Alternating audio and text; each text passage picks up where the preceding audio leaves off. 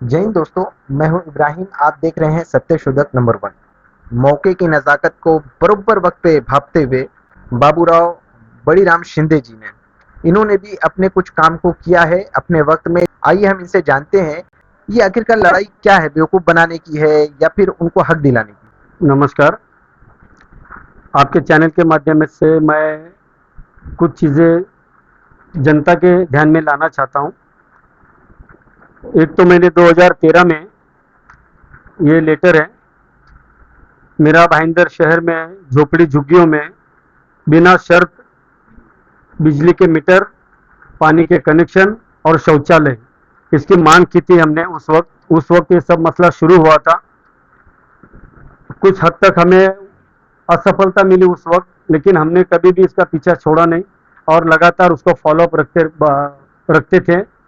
उसके बाद में 2017 के बाद में मीटर देने का काम शुरू हुआ, जिसका फायदा पूरे मीरा भाईंदर शहर के झोपड़ी झुग्गियों में हुआ।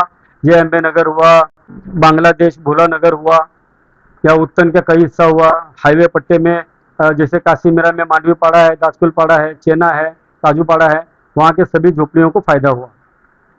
अभी 4 एकड़ और 7 एकड़ में जो कुछ चल रहा है, मुझे इस बात से इतराज है।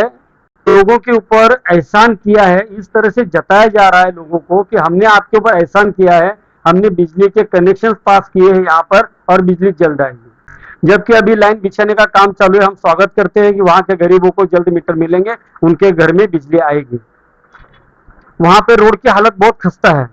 सबके घरों में बिजली आए ये हम भी चाहते हैं, लेकिन उसके लिए महानगर पालिका प्रशासन, खास तौर से जो ये बिजली लाने का श्रेय लेने के लिए कुत्ते बिल्ली की तरह जो झगड़ रहे हैं, राम मोहन शर्मा जी और अनिल भोसले जी, और जिनके माध्यम से, जिनके प्रयास से ये बिजली यहाँ पर आई, इस तरह से जो बताया जा रहा है, दर्शाया जा रहा है, वो हमारे यहाँ के आमदार साहब, इनसे मेरी गुजारिश है, हाथ जोड़ के विनती है, जनता की तरफ से मैं विनती करता हूं कि जिस तरह बिजली का कनेक्शन आपने दे रहा है, दुरुस्त है, आपने लाया, ठीक है, आपका स्वागत है। उसी तरह से तुरंत प्रभाव से वहां के रहने वाले लोगों को उनके मकान पक्के बनाने के लिए आदेश दिया जाए, उनको परमिशन दिया जाए बिना शर्त, ताकि सबके मकान एक जैसे बने, सबके मकान पक्के बने, ताकि वाकई हकीकत में वो बिजली आने का आनंद वहां के रहवासी, वहां के नागरिक उठा पाए। यह हमारी प्राथमिकता से उनको मांग है। अभी जैसे कि आप ये कह रहे हैं कि उन लोगों को पक्के घर बनाने की नगर पालिका परमिशन दे या तो फिर स्टेट गवर्नमेंट ऐसा प्रस्ताव पास करे। महाराष्ट्र के अंदर में जितने भी झोपड़े हैं उसे अवैध माना जाता है, तो उसे यानी कि कहीं ना कहीं आप वैध करने की बात कर रहे हैं, उसको वैलिड करने की बात कर रहे हैं। ये क्या पॉसिबल है? लेकिन मैं ऐसे देश में रहता हूं, इस देश के आज भी 70% से ज्यादा जनता बैठे घर में झोपड़े झुग्गियों में रहते हैं आज भी।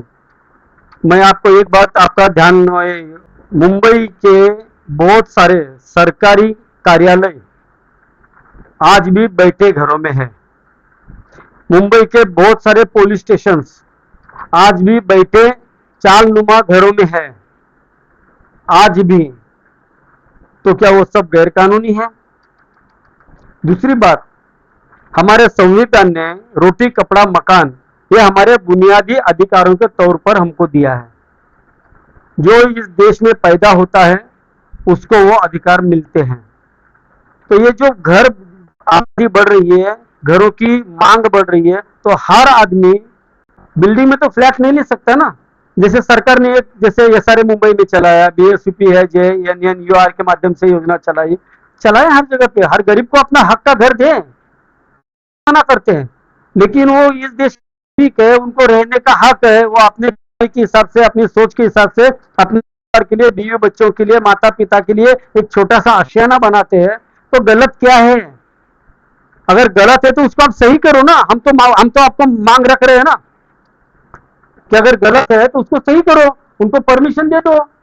उन्होंने जमीन कब्जा तो नहीं किया है, बिकट लिया हुआ है।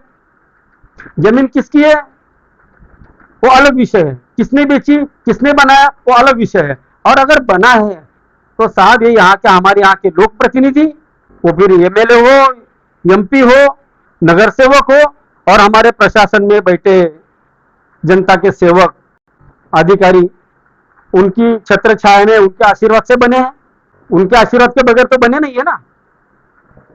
उनका पैसा सबको चलता है, लेकिन वो रहते हैं वो गैर कानूनी है। अगर ऐसा है तो बदल डालिए साहब ऐसे कानून की भाषा को। जहां इंसान रहेगा वहां पर बुनियादी सुविधाएं देना स्थानिक प्रशासन का काम है। वो चाहे नगर पालिका हो, ग्राम पंचायत हो, पंचायत समिति हो या महानगर पालिका हो, ये महानगर पालिका का कर्तव्य है। अभी जैसे आप कह रहे हैं कि नगर पालिका यानी हर एक क्षेत्र में वहां पे रहने वालों को वो सुविधा मिलनी चाहिए। अगर सारी सुविधाएं यूं ही मिल जाएगी तो राजनीति कैसे होगी और कोई वोट कैसे बटोरेगा, अगर सारी चीजें मिल जाएगी तो। सही बात है साहब, लाख पति का सवाल पूछा आपने। क्योंकि हमारे यहाँ पर जनता के जरूरत के हिसाब से कुछ भी नहीं बनता है। नेताओं की जरूरत के हिसाब से हर चीज बनती है, हर चीज, और हर चीज पे राजनीति होती है। अभी मैंने कहा राम मोहन शर्मा जी बड़े नेता है, अनिल भोसले जी बड़े नेता है। वो जरा नीचे दोनों भी जमीन को जरा थोड़ा सा गौर से देखे तो उनको पता चलेगा कि कल हम कहाँ थे और आज हम कहाँ हैं। जनता के पैसे से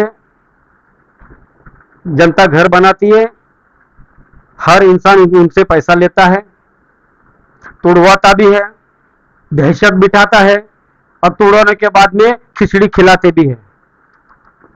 मतलब आप शरीर हमारा, पैसा भी हमसे लोगे, जख्म भी आप दोगे, फिर बाद में मरहम लगाने का नाटक भी करोगे। यही तो राजनीति है।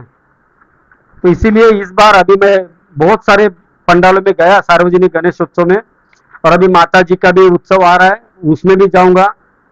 मैंने गणेश जी के सामने एक ही चीज मांगी है, हाथ जोड़ के उनसे प्रार्थना की है कि इस बार हमारी जनता को सद्बुद्धि दे और वो अच्छे इंसान को अपना लोक प्रतिनिधि चुने। मैं फिर से, इसके पहले भी मैं बोल चुका हूं और हमेशा बोलता हूं, भ्रष्टाचारी जनता ईमानदार नेता नहीं चुन सकती। तो जनता को बदलना होगा कि किसी भी तरह, जैसे आप राजनीति कर रहे हो ना, 4 साल तक 15 साल तक अभी एमएलए है साहब, अभी जरूरत पड़ी आपको। यहाँ पर नगर सेवक बीजेपी से पिछले 10 साल से है, अभी जरूरत पड़ी आपको। आप जनता को बेवकूफ बना रहे हैं दोनों मिलकर। जनता समझ रही है, आपको सही वक्त पे सही जवाब मिलेगा, जनता जवाब देगी।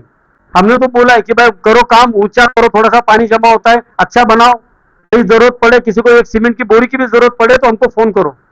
हम बनाने वाले लोग हैं, हम देने वाले लोग हैं, हम लोगों का निवाला छीनने वाले नहीं है। अच्छा, यानी ये जो राजनीति हो रही है दो गुट के अंदर में, जैसे एक तरफ शिवसेना है दूसरी तरफ बीजेपी है, जबकि देखा जाए तो स्टेट में वो दोनों साथ में ही बैठे हुए हैं और लगे हाथ आप लोग भी चले गए हैं उसमें, तो ये फिर भी क्यों आपस में एक तकरार पैदा होगी? तो बिजली आने का हम स्वागत करते हैं, लेकिन इस बात के ऊपर भी ध्यान देना चाहिए, चुनाव के चलते, चुनाव के पहले अभी और इंतजार हमको नहीं करना है। तुरंत प्रभाव से बनाने का आदेश दिया जाए, उनको परमिशन दी जाए, पानी के कनेक्शन के लिए पानी का पाइप बिछाया जाए, उसके लिए उसका भी काम किया जाए, और रास्ते का काम तो तुरंत प्रभाव किया जाए। इंसान चल नहीं सकता, वाहन जाने की तो बात ही छोड़ दीजिए। ये सिर्फ आपके कहने से होगा या कुछ करेंगे भी आप? भाई करेंगे ना, हम लोग करेंगे भाई। हमारा कल ही लेटर जाएगा और इसको हम बराबर फॉलो कर रहे हैं। हम किसी काम को अधूरे में नहीं, हम अपनी तरफ से पूरी कोशिश करते हैं, पूरी कोशिश करते हैं। और अभी तो हम सत्ता में है, तो जाहिर है जनता के काम होना लाजमी है और होने चाहिए। चलिए, जैसा कि अभी आपने बाबूराव बलिराम शिंदे जी की जो बात सुनी है उससे आप कितने सहमत हैं दोस्तों, कमेंट करके जरूर बताएं। ब्लॉक अध्यक्ष एनसीपी के अशोक माने जी, चंद चीजें मैं इनसे भी जान लेता हूं कि पार्टी के अंदर में आपने बहुत टाइम से योगदान दिया। जब जयनगर खत्म हो रहा था या खत्म हो गया है वैसे तो अब, तो उस वक्त में भी आप लोगों ने बहुत ही बढ़ चढ़ के हिस्सा लिया था ताकि वहां के लोगों को इंसाफ मिले। आखिरकार वैसा हुआ नहीं क्योंकि वो बस्ती समाप्त हो गई, खत्म हो गई, पर फिर भी आप लोगों ने उस लड़ाई को लड़ी। उसके बाद केसेस भी हुए थे, तो उसमें भी आप लोगों ने बढ़ चढ़ के हिस्सा लिया वहां के लोगों के लिए, वहां के लोगों का मनोबल आप लोगों ने बढ़ाया। तो क्या कहना चाहते हैं कि मासाचा पाड़ा पे भी कुछ ऐसा होना चाहिए या उनके लिए डेवलपमेंट कुछ होना चाहिए? उनके लिए तो डेवलपमेंट होना मांगता है। जो मांग है उसके ऊपर अभी हम लोग कल से काम चालू करेंगे। पर उन लोग को पक्का घर बांधने के लिए हम लोग कोशिश करेंगे। नहीं हुआ तो इसके ऊपर एक बड़ा राष्ट्रवादी कांग्रेस पार्टी के हिसाब से तीव्र आंदोलन छेड़ने की भी तैयारी हम लोग करेंगे। अभी जिस तरह से इनकी पार्टी जो है वो पूरी एक तरफ जुट करके वो एक ऐसा मुद्दा बना रही है कि वो गरीबों को घर, रास्ता, पानी। दोस्तों, आप लोगों की राय इन लोगों पर क्या है? कमेंट करके जरूर बताएं।